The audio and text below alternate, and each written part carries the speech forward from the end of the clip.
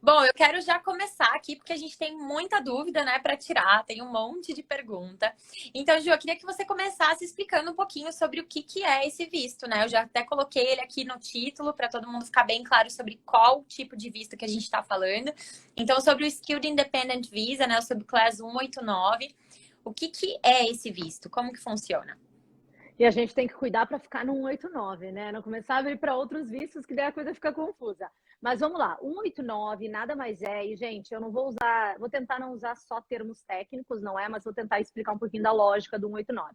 189, ele é o Skill Independent Visa, e como o próprio nome diz, ele é um visto independente skilled, ou seja, não é, ele é um visto com base nas skills dos profissionais, onde os profissionais que são considerados em demanda na Austrália, numa demanda federal, podem tentar um visto de residência permanente para ajudar o mercado de trabalho, vamos colocar assim. Então, ele é um visto de residência permanente, com, obviamente, né, todos os benefícios aí que um visto de residência oferece, e é um visto com o intuito de ser um visto de trabalho, embora não obrigue o profissional a trabalhar.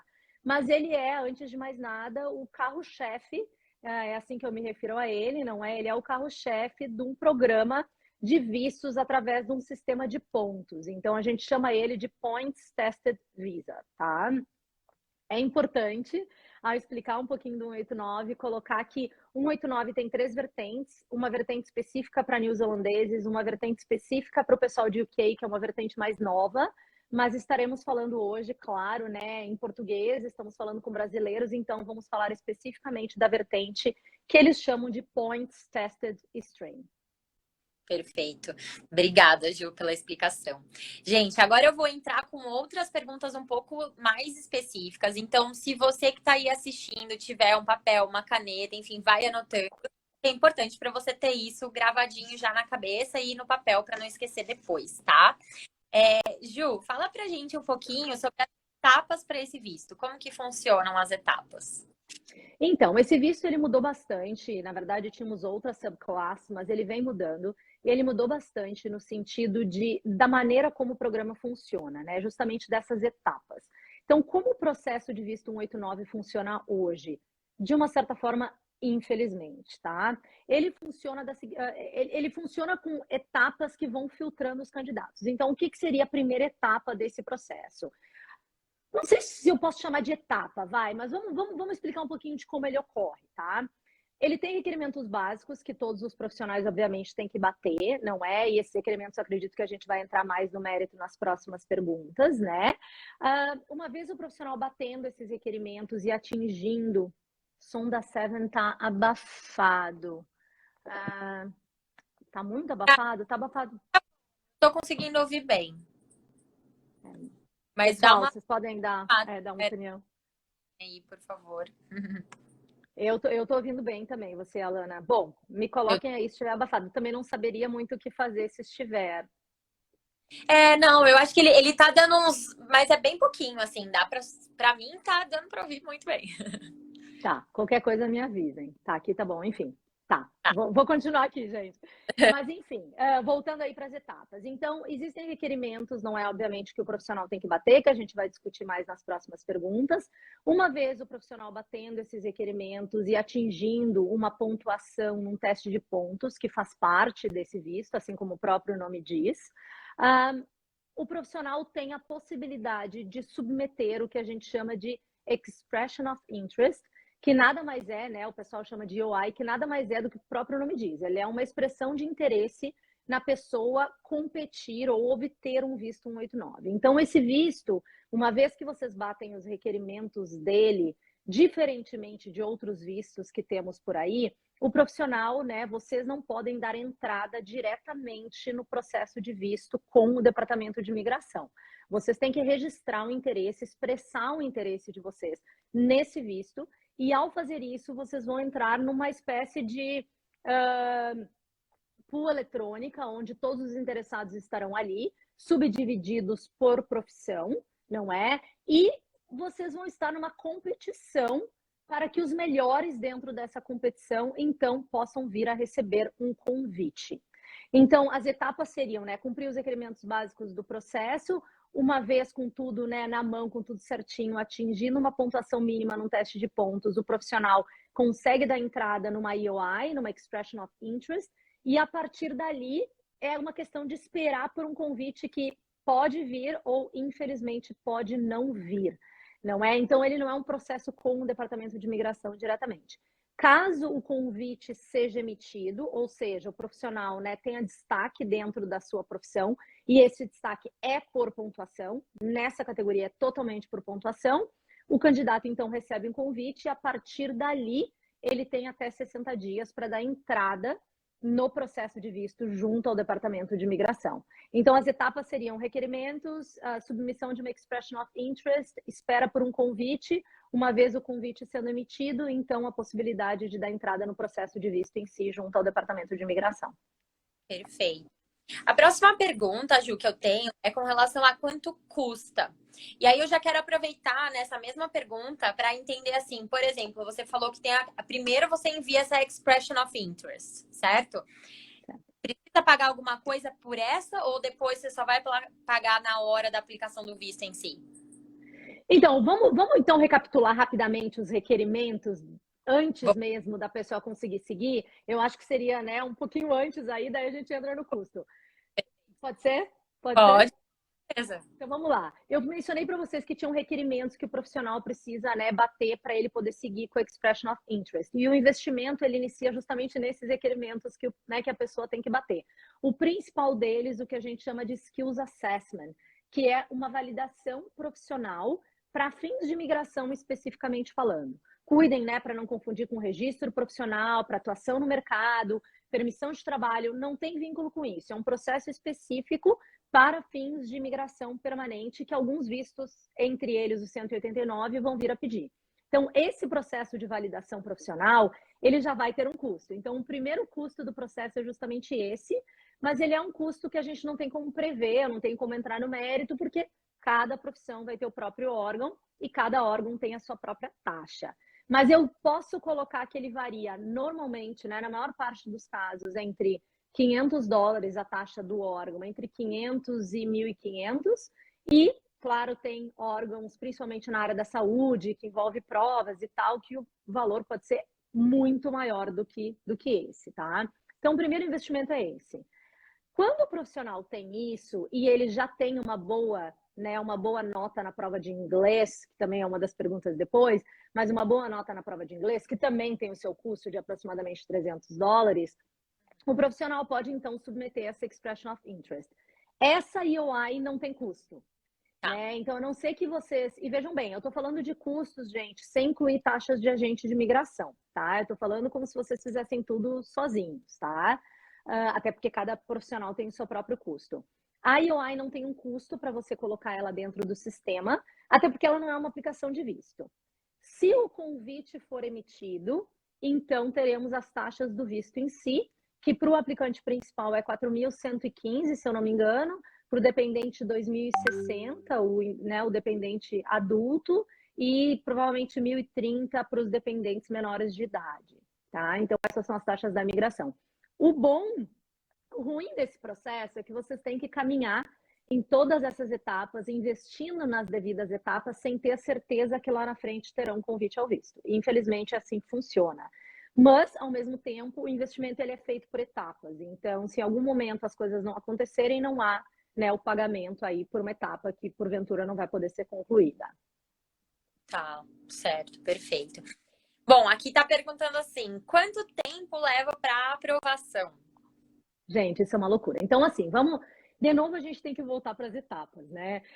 Cada órgão tem um tempo específico de processamento para fins de validação profissional. Isso vai variar de 2 semanas a 12 semanas, em média, aí, na maior parte dos órgãos. Em termos de dar entrada na EOI, a gente não tem, né? A gente não tem um prazo. Enfim, a pessoa pode dar entrada quando ela quiser e a gente não sabe se vai receber o convite, quando vai receber. Não é o convite, então não é um prazo que a gente possa calcular. Quando o convite é emitido, a pessoa tem até 60 dias para submeter o processo com o Departamento de Imigração e a partir dessa submissão, então tem, né, um tempo de processamento médio colocado pelo Departamento de Imigração, tá? Hoje, olhem que loucura. Hoje o prazo é de 23 meses a 39 meses. Meu Deus. Aham, que loucura mesmo. Bastante. É bastante tempo. Sim, legal. Não, é isso. E é importante até para, né, para quem está assistindo entender que algumas coisas, como você mesmo falou, algumas coisas nem tem, né, um tempo de processamento. Isso é uma coisa que perguntam bastante. Ah, mas quanto tempo demora para ser aprovado o visto? A gente, né, não dá para ter certeza. Assim como pode ser rápido, porque eu já ouvi pessoas que conseguiram em 3 meses, foram chamadas. Pode ser que demore aí, como você mesmo falou, 30 e poucos meses. Tem que vai na sorte, né? Nesse caso aí, vai ter que esperar a sorte nesse sentido. Deixa eu só, Alana, deixa eu só fazer um parênteses rápido, só para o pessoal entender, tá? Não, né, só para, como é que fala em português, meu Deus? Reinforce, né? Para reforçar o que eu disse antes. Não há uma garantia de convite. Infelizmente, não há um tempo, né, para que esse convite seja emitido. Não há uma resposta negativa. Então, ou a pessoa é convidada, ou ela simplesmente não recebe nenhuma, né, nenhuma comunicação em relação à sua EOI. E a EOI, ela pode ficar no sistema, né, nessa competição por um convite por até 2 anos. E depois disso ela expira. E se a pessoa ainda cumprir os requerimentos do processo, ela até poderia, porventura, dar entrada, né, numa outra EOI. Mas é um processo que, infelizmente, não há garantias de convite e realmente a gente não sabe quanto tempo temos, né, para esse convite, até porque não sabe se o convite vem. Tá. A gente recebeu uma pergunta aqui, né? Enquanto estamos esperando pela resposta, ficamos no Bridging Visa ou temos que aplicar para outro visto? Então, depende da etapa que estivermos. Em termos de EOI não é uma aplicação de visto e por não ser uma aplicação de visto, ela não dá um Bridging Visa. Então, Bridging Visa, né, que é um visto ponte que permite que o profissional, que o aplicante fique na Austrália esperando por uma decisão no processo que ele deu entrada, ele só é válido para processos de visto. E a EOI não é um processo de visto. Qualquer pessoa, gente, pode entrar no website do Departamento de Imigração, no Skill Select e dar entrada numa EOI. Na verdade, você pode mentir para a sua EOI, porque não tem documentos anexados, você coloca absolutamente tudo que você quiser dentro dela, que o sistema ele não vai, né, ele não vai perceber isso, tá? Então, por não ser um processo de visto e por não ter esse tipo de controle, obviamente não dá uma permissão de estadia aqui. Então, a permissão de estadia, né, que nada mais é do que o Bridging Visa, ele só vai ser emitido a partir do momento que o aplicante for convidado, der entrada no visto, não é? E aí, a partir dessa entrada, claro, o Bridging Visa vem automaticamente, permitindo que ele fique. Perfeito, tá. Então, basicamente, pessoal, o que a Ju tá também querendo dizer é você tem que estar com visto válido para que você possa fazer a sua EOI, né? Que é a Expression of Interest. Então, não sei se vai estar no Graduate Visa, se você vai estar no Student Visa, independente do visto ali que você vai estar, você tem que estar com ele válido e enquanto ele estiver válido, você vai estar lá com a sua Expression of Interest, quem sabe esperando esse convite ou não. E aí, no caso, Ju, me confirma aí se eu tô certa. Vamos supor, você aplicou lá, não recebeu o seu convite ainda, e aí o seu visto, seja ele qual for, expirou, acabou. Você não tem um Bridging Visa, a menos que você tenha recebido o seu convite. Então, nesse caso, você teria que aplicar um outro visto para que você esteja, né, legalmente aqui dentro da Austrália e, quem sabe, poderia aplicar novamente uma Expression of Interest, se esse for o caso. Correto? Exatamente. Exatamente. Você tem que ter um visto válido para permanecer aqui. Então, a EOI não garante nenhuma permanência e EOIs podem ser feitas, inclusive, por pessoas no exterior, portanto, não tem nenhum vínculo com nenhum visto. Mesmo pessoas no sponsor podem, enfim, estar em paralelo tentando um Skilled Visa, né, tendo aí uma EOI no sistema.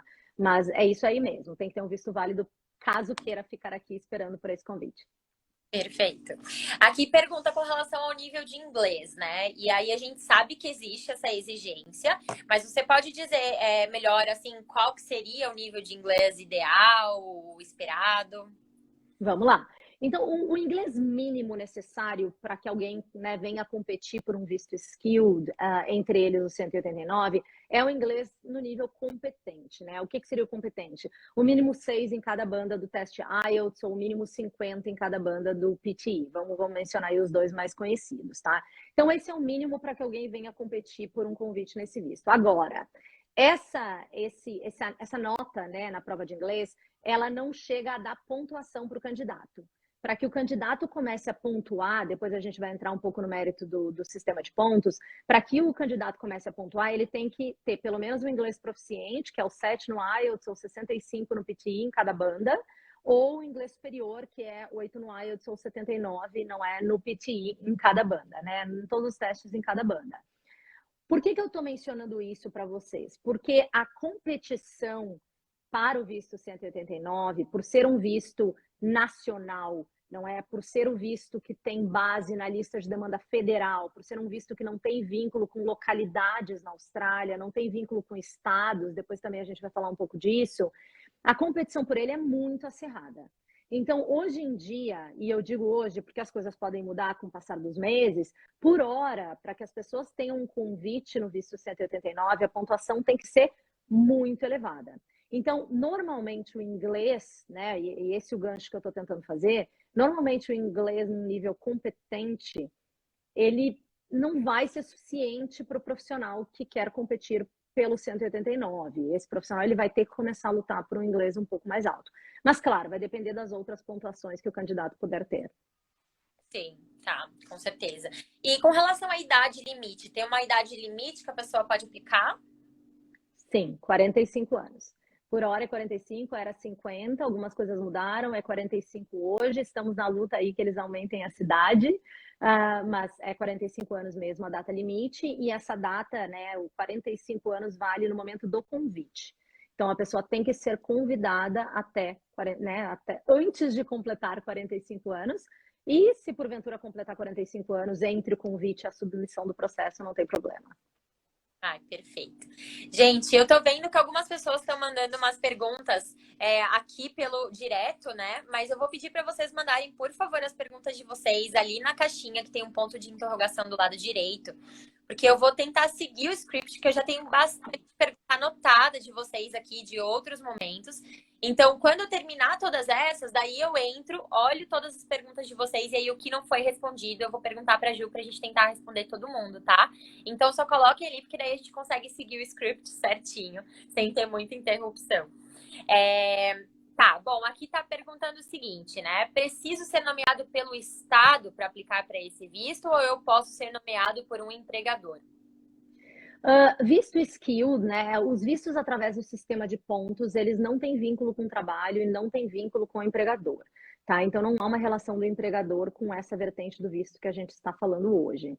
Então o primeiro ponto é esse. O segundo ponto é, não tem relação com o Estado. O visto 189, ele é um skill independente, como o próprio nome diz, não é? Ele não depende de nomeações, né? A não ser o próprio convite do Departamento de Imigração, tá? Então, ele é um visto, ele é o visto que a gente se refere a ele como sendo visto federal, porque ele tem base na lista de demanda federal, na lista de ocupações em demanda nacional, que é a Medium and Long Term List, né, a MLTSSL, tá? De forma resumida, tá? Então, não. O processo é esse que eu expliquei para vocês e não exige uma nomeação no meio do caminho.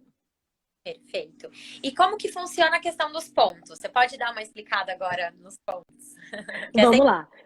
Né, pra galera. Então, agora é hora de anotar. Vamos lá, vamos lá.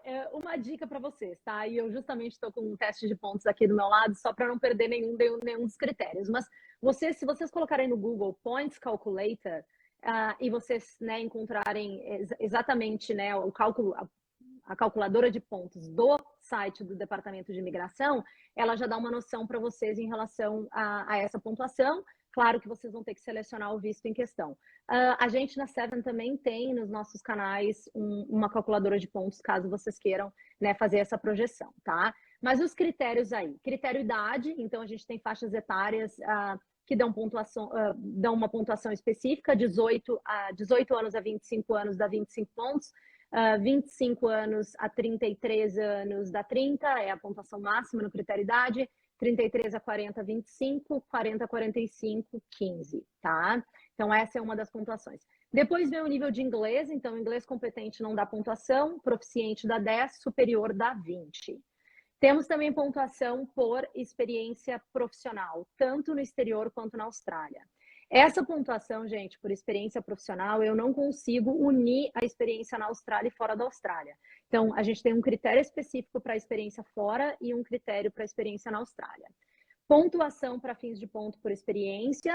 A experiência tem que ser depois da formação, do curso, enfim, essencial para aquela profissão. Então, cada profissão tem, né, tem a sua qualificação.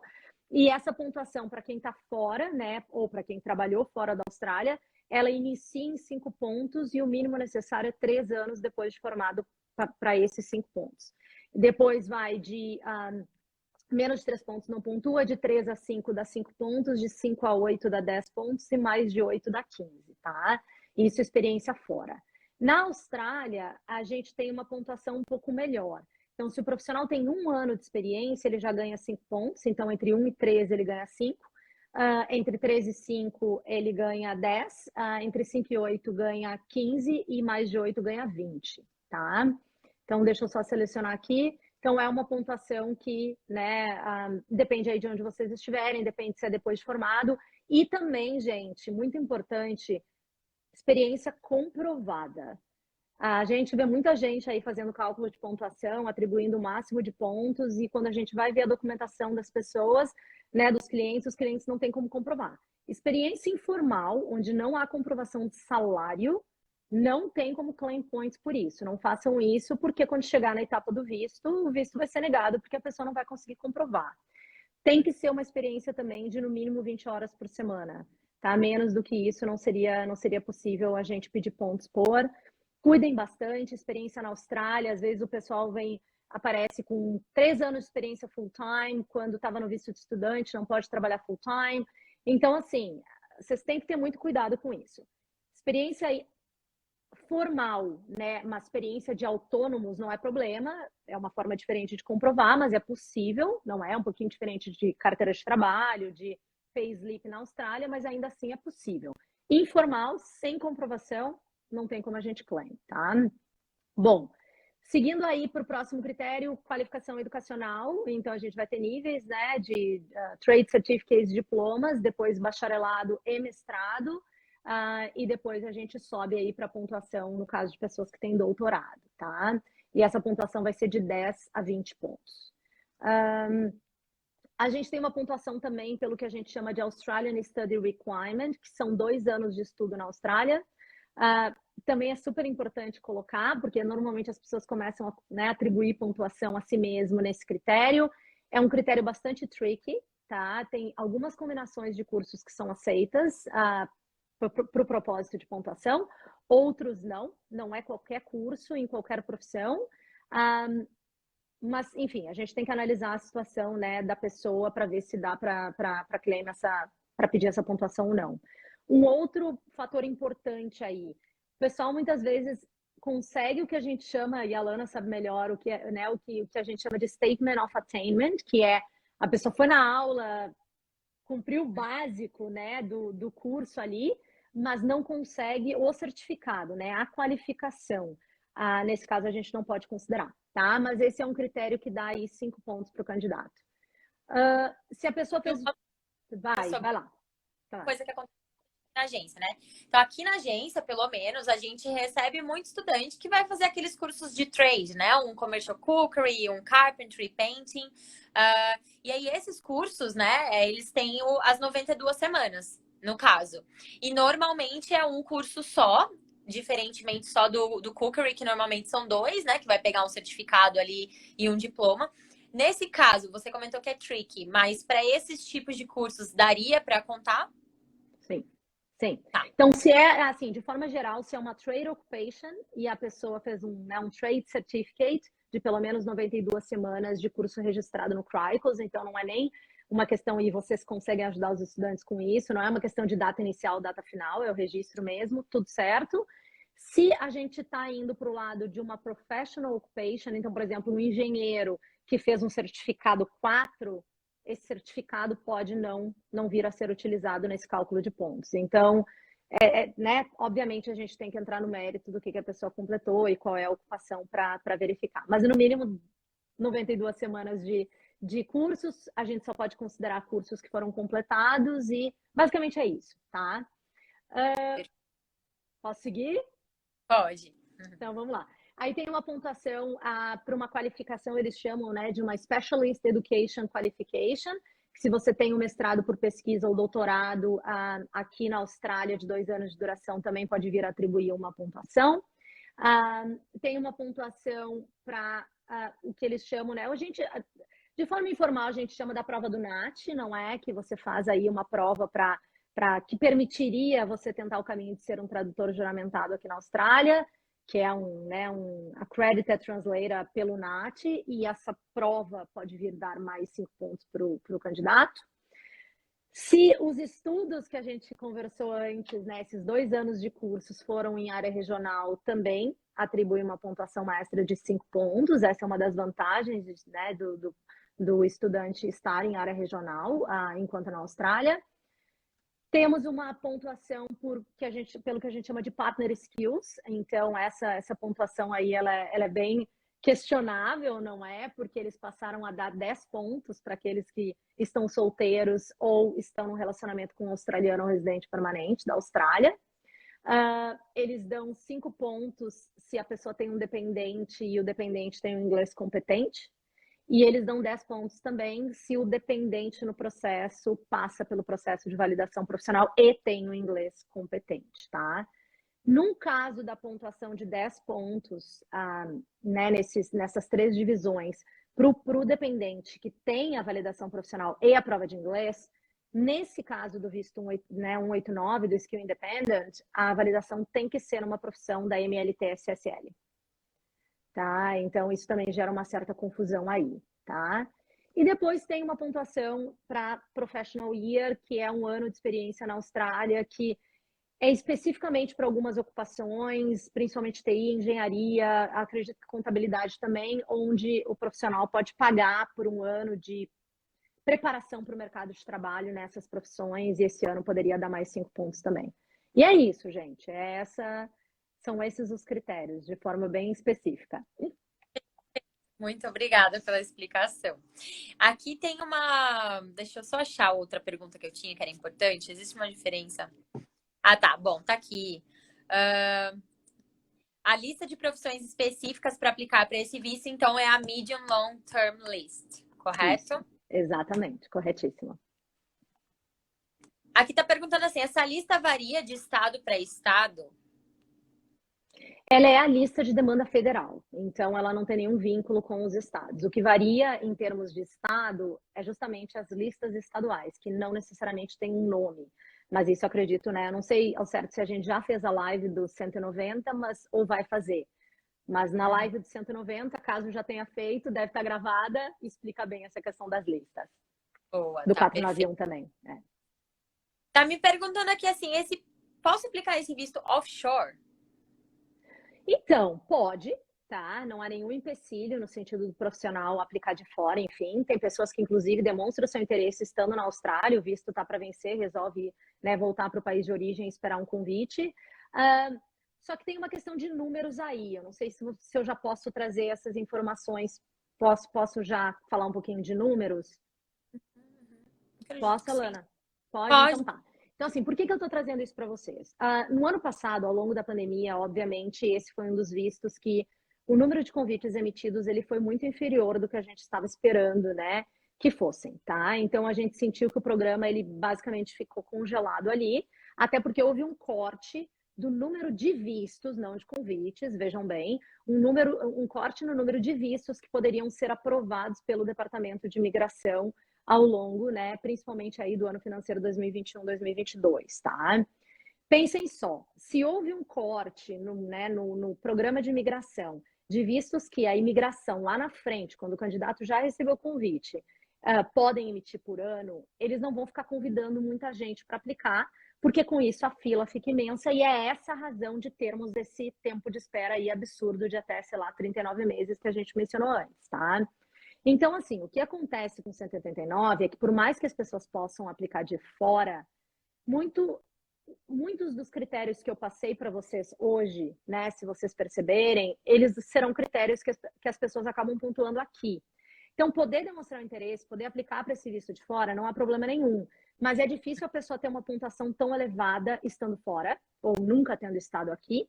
E também o número de convites realmente foi muito pequeno, se não praticamente nulo, né, nesses últimos anos, e a prioridade era quem estava aqui.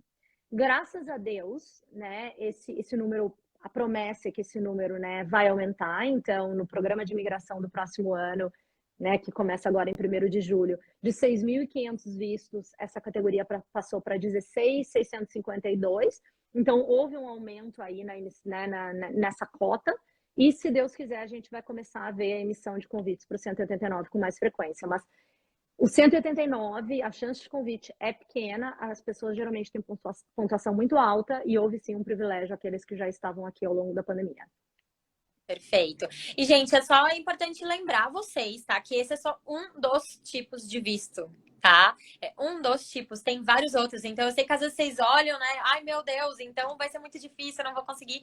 Não, peraí, tem outras formas, tem os vistos por estado, tem daí sponsor, enfim, tem diversas outras possibilidades de vocês conseguirem chegar na residência permanente aqui na Austrália, além desse visto. Essa é só uma opção, a gente tá fazendo essas lives justamente para que vocês possam ter um entendimento maior, né, de todas as possibilidades, mas essa é só uma opção, tá? A gente tem várias. Bom, outra pergunta aqui. Eu acho essa pergunta legal. Tá. Como é que funciona assim, Ju? Se a pessoa ela tá solteira, ok? Ela tá solteira e ela fez essa aplicação do visto.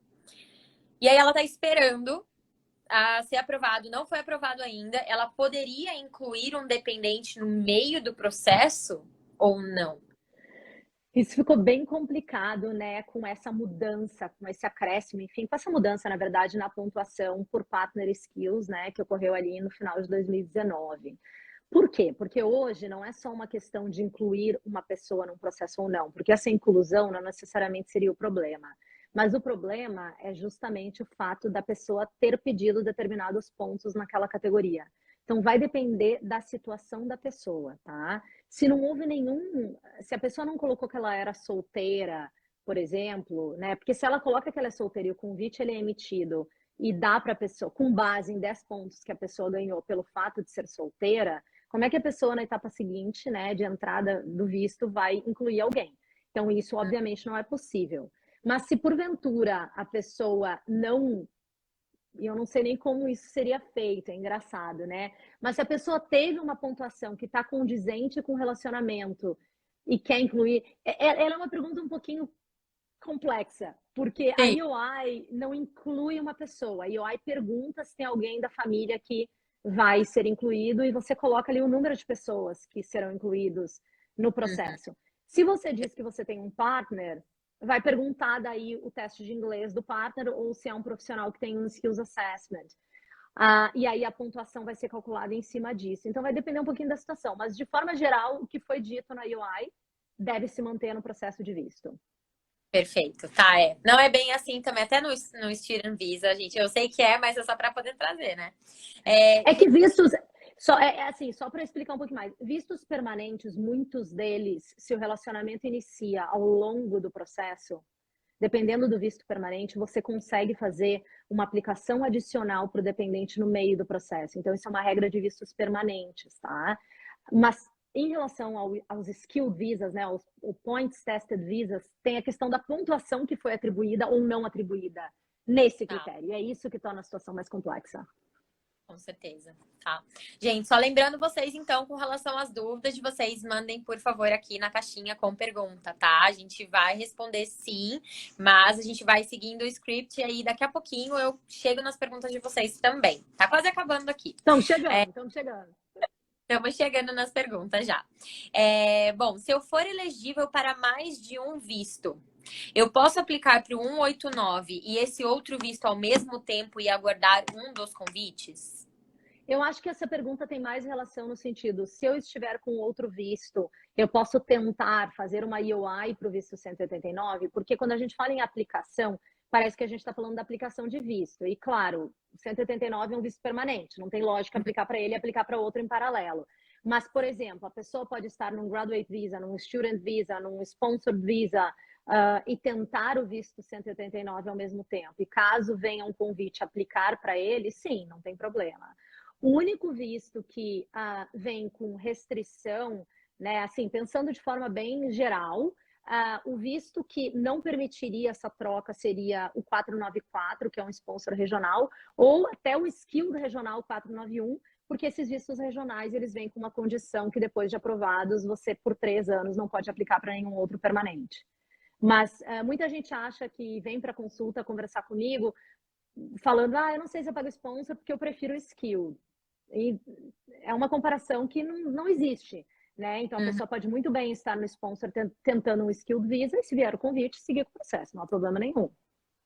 Perfeito. E é possível também, por exemplo, uma pessoa que de repente está se organizando talvez para aplicar um visto regional num estado e também fazer uma expression of interest para um 189 e caso seja convidado, não aplicaria para do estado? Teria essa possibilidade? Você ainda está no caminho, não aplicou ainda. Na verdade, até mais do que isso, viu, Alana? Tem pessoas que recebem um convite para um visto 491, que é o visto regional Skilled, por exemplo, e elas dão entrada no visto 491, e enquanto o processo de visto 491 não foi finalizado pelo Departamento de Imigração, elas ainda, na teoria, poderiam estar competindo por um convite ao 189 ou 190, que é um permanente estadual. Quando o visto 491 Regional Skilled ou 494, né, Regional Sponsor, quando esses vistos são dados à pessoa, aí vem essa limitação de por 3 anos não poder aplicar para um visto permanente. Perfeito. Tá. Bom, eu vou começar então agora com as perguntas que eu recebi aqui, tá? Eu tenho mais de 15 perguntas. Então eu vou indo aos pouquinhos. Bom, a Lucinha perguntou assim: a pontuação é definida em qual etapa? Na IOI. A IOI nada mais é do que uma calculadora de pontos. Então, no momento em que você vai inserindo os dados, né, da sua validação profissional, da sua prova de inglês, tem dependente, não tem experiência profissional, as suas respostas, elas geram uma pontuação ao final da sua IOI. Então, é claro que quando a gente trabalha com o cliente, a gente faz a projeção no meio do caminho, né? O cliente já sabe mais ou menos qual é a sua pontuação, mas é a própria IOI que atribui essa pontuação. Perfeito. A mesma pessoa perguntou assim: seria esse o visto mais difícil, mais concorrido de se conseguir? Olha, eu acho que o mais difícil, o mais concorrido ainda não é. Eu acho que o Global Talent que a gente tem hoje, que é um outro assunto, ele é mais. Assim, os critérios são mais difíceis de serem batidos. Mas, em termos de visto, através do sistema de pontos, né, temos 3, 189, 190 e 491. Sim, ele é o mais difícil entre os 3. Tá, até porque você não tem esse apego no sentido a estar em um local específico, né? Você pode estar, imagina que maravilha você poder falar, não, eu vou ficar aqui morando, sei lá, em Sydney, não preciso me mudar para uma regional, não preciso nada, então, né, faz sentido que ele seja mais concorrido mesmo, né? Claro.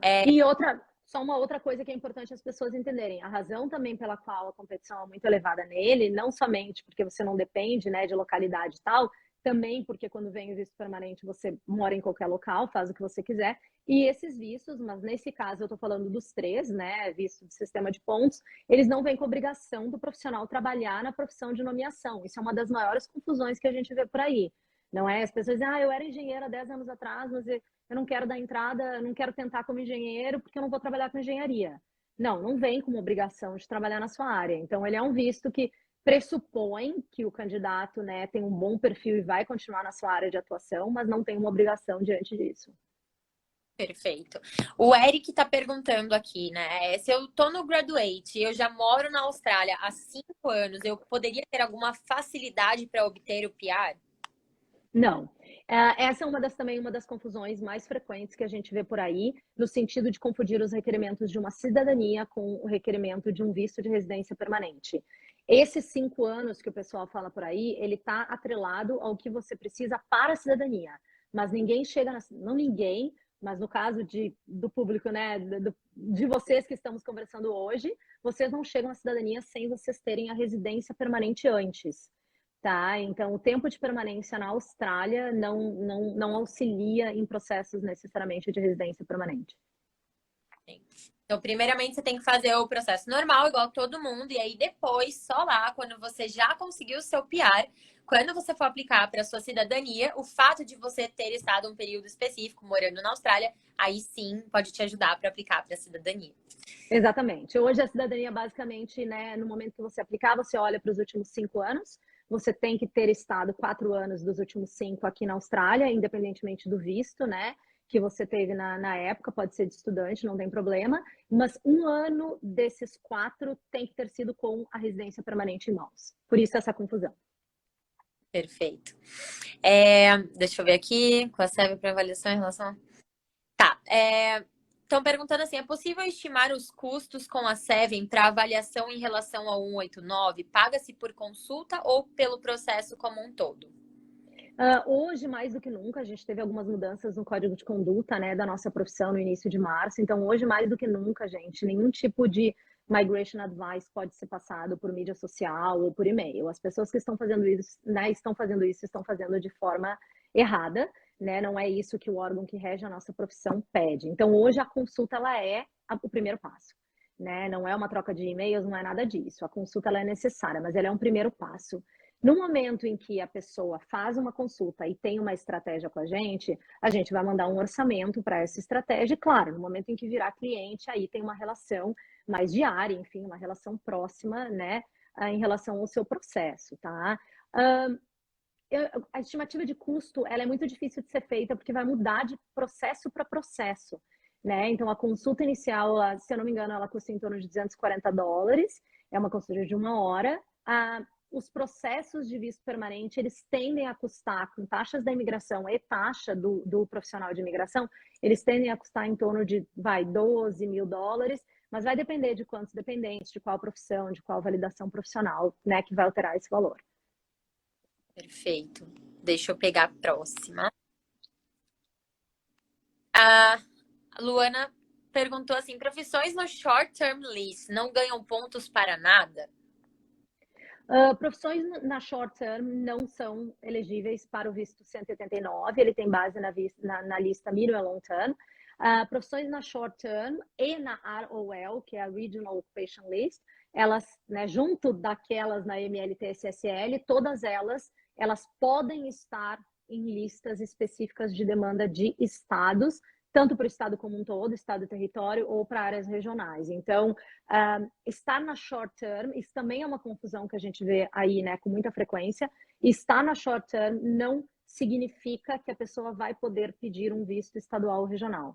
Mas estar na short term significa que a profissão pode ter sido selecionada por algum estado, para a lista de algum estado, e dependendo de onde a pessoa estiver, se estiver no estado e cumprir a regra do estado, dá para seguir.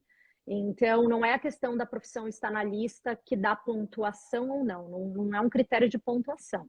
Mas dependendo da lista que o profissional estiver, ele é elegível para determinados vistos ou não. Hoje as listas regem essa, né, essa elegibilidade. Então, para o 189, não. Só a MLT-SSL. Tá. A Luana perguntou também, assim, como eu sei que o meu curso pode dar essa pontuação e onde eu acho essa lista? É a lista que está ali no site do governo mesmo, né? Então, é a Medium Long Term List. E aí, com relação ao curso, eu gosto sempre de falar isso quando tem essas lives, sempre que eu tenho uma oportunidade. Lembrar todo mundo que nem sempre uma profissão que está ali na lista, existe um curso que você precisa, né, que você possa fazer para aquela profissão da lista.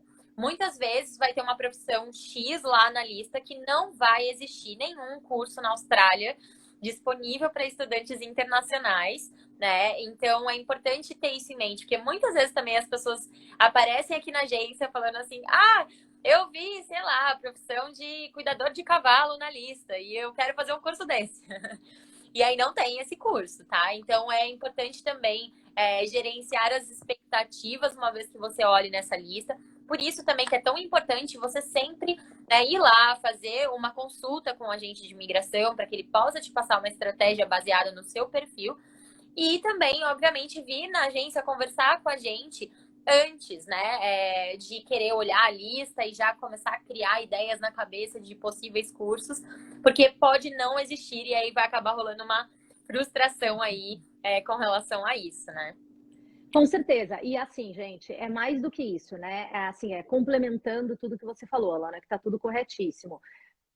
A lista não tem curso, a lista tem profissão. O que determina, gente, se vocês são aqueles profissionais, né? Tem profissionais, perdão. O que determina se vocês são esses profissionais não é o que vocês acham que vocês têm, não é o que eu acho que vocês têm, mas sim o que o órgão vai atestar que vocês têm. Então, cada profissão tem um órgão que valida a profissão. Então, muitas vezes, o caminho de imigração desse profissional, ele não é estudar um curso que, na visão de vocês, ele tem relação com aquela profissão, mas sim o que o órgão pede. Por quê? 60% das profissões da MLT-SSL, da Medium Long Term, eles exigem uma faculdade na área. Então, não é porque a gente tem lá Registered Nurse, que é o enfermeiro, né, registrado, enfim, o enfermeiro profissional, que se você fizer um diploma em nursing, você vai ser um Registered Nurse, porque os nomes têm relação. Para você ser uma Registered Nurse, você precisa de uma faculdade inteira. E a técnica em enfermagem é um diploma, mas não está na lista nacional. Então, para o 189 não entraria. Então, é muito do que o órgão pede. E a gente tem muitas pessoas terminando a consulta me dizendo, ok, agora me diz o curso que eu tenho que estudar. É como a Lana falou, não necessariamente, gente, vai ter um curso específico por profissão. Mas alguns órgãos, eles dão uma noção do que eles vão considerar relevante ou não relevante. Enquanto que tem outros órgãos que colocam uma lista específica de qualificações, de cursos que eles aceitam ou não. Então, a gente tem que olhar para a lista, a gente tem que ver os interesses da pessoa, a gente tem que olhar para o órgão que valida a profissão, ver os requerimentos desse órgão e tentar unir essa estratégia de estudos com o que o órgão vai pedir no final do curso. Exato. Isso é bem importante, que é uma coisa que, assim, é muito, né? Cada pessoa pensa que é uma coisa e realmente é importante deixar isso bem claro mesmo para todo mundo. Vou pegar uma outra pergunta aqui, tá? Só um minuto. Tô deixando com você. Tá. Vamos lá. Como eu sei se duas profissões são closely related? Eu tenho skill assessment como arquiteto, mas eu trabalho como engineering draftsperson. Tá. De forma bem geral, tá, gente? Cada profissão, né? Se vocês olharem as listas, a gente tem o código, a gente tem a profissão e a gente tem na terceira coluna os órgãos que fazem a validação profissional. O código, ele determina essa relação, tá? Então, para ser closely related, seriam os 4 primeiros dígitos do código da profissão, tá? Então, essas duas, elas não são closely related. Perfeito. Luana, acabei de ver tua mensagem aqui. As mensagens, elas não vieram em ordem. Tem outras pessoas que foram mandando mensagem junto, então eu tô lendo da forma como tá aparecendo aqui para mim, tá? Vamos lá. Vamos ver a próxima. Eu acho que essas lives não caem mais, né? Depois de 1 hora no Insta, né? Eles tiraram isso, né? Tiraram. Mas tá Então, quase. se quiser ir até o final, eu vou. Vamos lá. Vamos lá. A gente tem mais 7 minutos, teoricamente. Acho que daria ainda. Vamos vendo aqui. O que pode levar ao resultado not invited numa Expression of Interest de South Australia? Tive 2. E o UI não tem isso. Eu acredito que você esteja se referindo a uma State Nomination. Então, em South Australia especificamente falando, você faz uma UI e você na sequência faz uma State Nomination junto a South Australia. E South Australia, então, no caso, pode dizer que, né, que você não foi invited por inúmeras razões. Tá, perfeito. Deixa eu ver o que mais. Só complementando, possivelmente, né, assim, South Australia, para negar uma state nomination, por exemplo, agora eles estão numa época que eles têm negado com bastante frequência, provavelmente final de ano financeiro, o critério deles está mais acirrado, eles estão ligando para empregador para fazer checagem de informação colocada nos processos, coisa que eles não fazem normalmente no início do ano financeiro, tá? Mas para ter uma negativa, ou a pessoa não cumpriu os requerimentos do Estado, então o Estado vai lá e pede 2 anos de experiência na área e a pessoa não tem, de experiência na área em South Australia a pessoa não tem, né? Então tem algum critério que a pessoa não bateu de South Australia para não ser invited, ou alguma informação foi colocada para eles de forma, né, que não bate com o que a pessoa está claiming, aí nesse caso eles podem emitir uma recusa. Perfeito. Tem uma outra pergunta aqui, que eu não sei se, enfim, se é tão simples assim de responder, porque tem umas perguntas, às vezes, que são muito específicas, que daí precisaria, obviamente, fazer uma consulta, né? Mas aqui, assim, por volta de quantos pontos, aproximadamente, estão chamando para Commercial Cookery em Queensland? Eu não sei se Então, é que daí a gente está entrando no mérito, né? Quando a gente fala de Queensland, a gente está falando do visto 190 ou do visto 491. A gente não está falando de 189.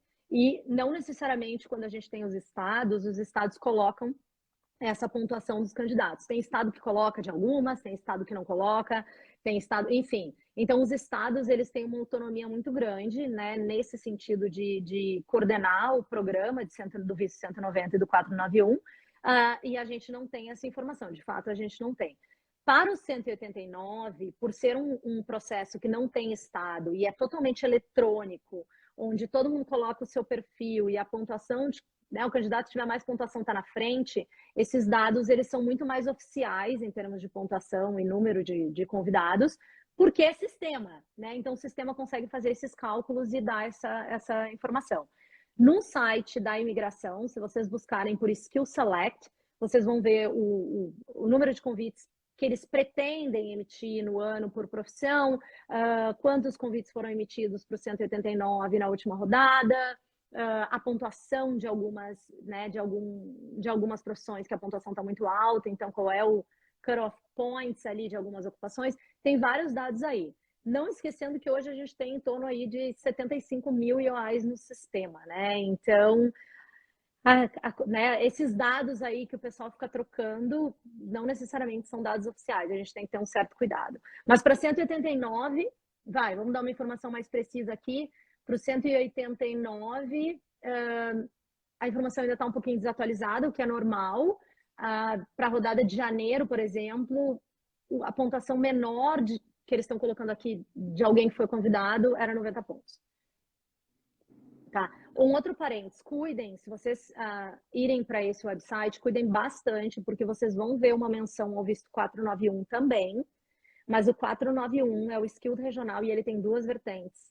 Tá? Uma através do sistema de pontos e nomeação estadual e outra através de nomeação de um familiar. E essa pontuação é para nomeação familiar, não estadual. Então, cuidem bastante. Perfeito. Ju, é isso. Muito obrigada.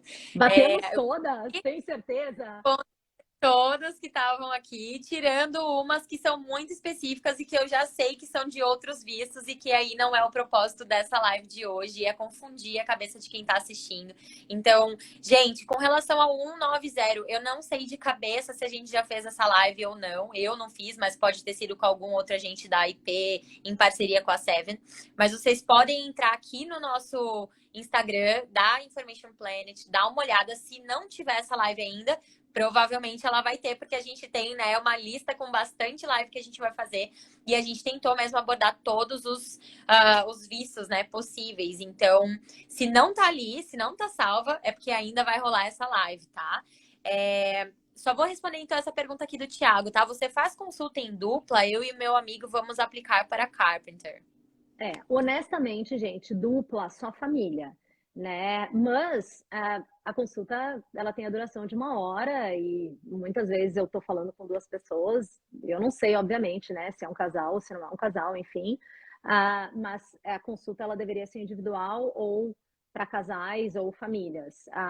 Mesmo para casais, essa 1 hora, principalmente quando as pessoas não têm muito conhecimento dos programas de imigração, essa 1 hora, ela não é suficiente para entrar assim nos mínimos detalhes que eu gosto de entrar, mas enfim, é essa a resposta que eu posso dar.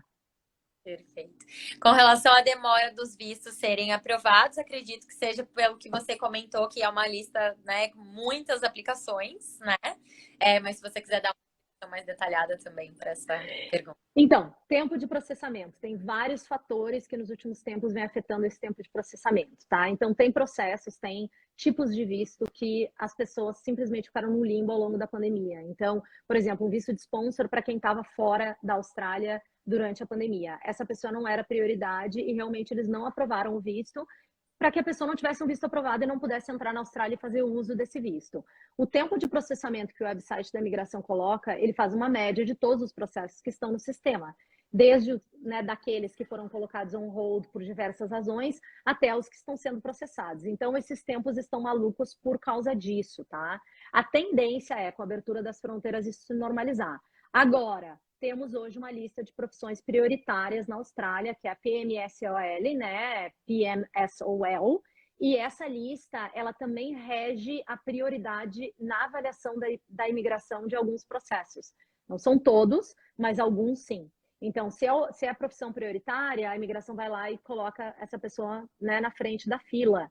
Isso fez com que também muitos processos ficassem parados por muito tempo. Então, não tem muito que a gente possa fazer senão, né, seguir com o processo e torcer que seja aprovado rapidamente. Me parece que as coisas começaram a andar já nesse mês e, se Deus quiser, isso vai melhorar no próximo ano. Tomara.